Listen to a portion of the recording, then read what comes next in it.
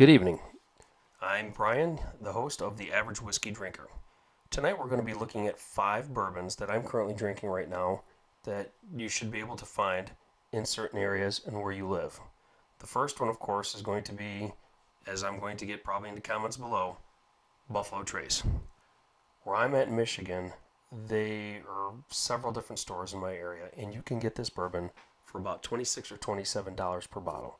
It is still readily available where I'm at, but I know there's a lot of states that I've been watching different channels like Beyond the Row, Whiskey Row, even down where the podcast is.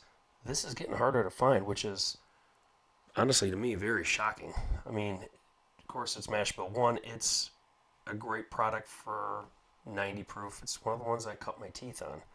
Of course, they make all the E.H. Taylors and your Elmer T. Lees, your Blantons, all out of the Buffalo Trace Distillery. So this, for me, is number one that you can find in your area if you look. Number two is going to be Yellowstone 93 proof. This to me, right here in Michigan, this one you can get for about $35.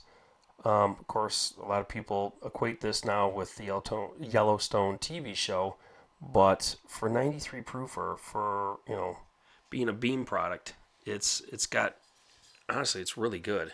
You've got all those different beam notes, as they call it the beam nuttiness note.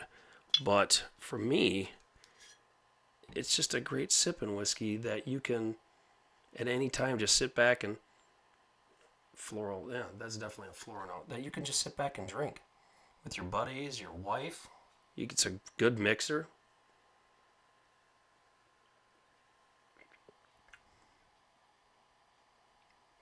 Definitely a floral note. On the back end of the palate, you get the beam nuttiness. You get a little bit of that barrel char, a little bit of that vanilla. But like I said, for $35 where I'm at, you seriously, you can't beat it. It's a really good product. Another one that's been up and coming for a few years now, one of my favorites, is New Riff. Bottled and Bond, 100 proof, great Kentucky bourbon. This bottle near me is $36 if I'm not mistaken. It's got great, you get that slight barrel char. But on this one I noticed, even with the vanilla note, you get like a bite, a little bite, almost like a rye spice bite. A lot of people call it in the back end. But it's a great bottle, really easy to find, enjoyment bottle. Now, I'm going to probably catch a lot of crap for this, but this next Bottled and Bond 100 proofer, again another Beam product. I was shocked on how much I thought I'd like it. The Old Tub. Now, it's got to be the joke about this is being called the Old Tub is like back in the 20s when they used to do the gin, and they would do it in the tub. That's why I thought it was funny. They call it the Old Tub, but that's what I think of when I think about it. But a lot of people really, really don't like this product. Again, this is where I'm at in Michigan. This is like literally $22. But for a 100 proof bottle and bottom product, it's not bad. It's actually pretty good.